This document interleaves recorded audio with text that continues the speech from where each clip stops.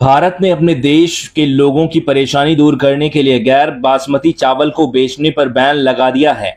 इस प्रतिबंध से दुनिया भर के देश हिल गए हैं।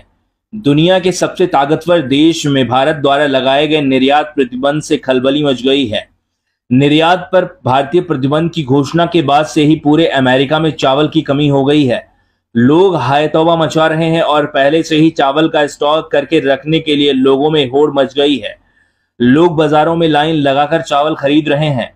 ऐसे में बढ़ती डिमांड के कारण कई दुकानदारों ने ग्राहकों द्वारा खरीदे जाने वाले चावल के बैग संख्या भी प्रतिबंध लगा दिया है। अमेरिका में चावल के लिए लोग इधर उधर भटक रहे हैं।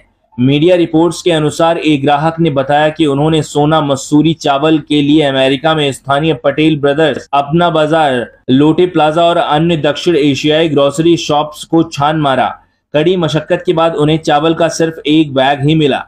उन्होंने कहा कि वह 10 से अधिक दुकानों पर चावल खरीदने के लिए गई, लेकिन निराशा हाथ लगी। चावल का यह एक बैग सामान्य कीमत से 3 गुना ज्यादा कीमत पर मिला है। भारत ने आगामी त्योहारों के दौरान घरेलू आपूर्ति बढ़ाने और खुदरा कीमतों को काबू में रखने के लिए गैर बासमती सफेद चावल के निर्यात पर 20 जुलाई को प्रतिबंध लगा दिया। भारत दुनिया का सबसे बड़ा चावल बेचने वाला देश है। ऐसे में भारत द्वारा रोक लगाए जाने के बाद कीमतों में बढ़ोतरी हुई है, जिससे वैश्विक खाद्य बाजारों पर तनाव बढ़ गया है, जो पहले से ही खराब मौसम और बदतर स्थिति से परेशान है। अमेरिका में चावल की कमी से सभी अमेरिकी नागरिक परेशान हैं, लेकिन सबसे ज्यादा प्रभावित भारतवंशी हुए हैं। जिन शहरों में सबसे ज्यादा कमी हुई है, वहां बड़ी संख्या में एनआरआई यानी भारतीय मूल के लोग रहते हैं।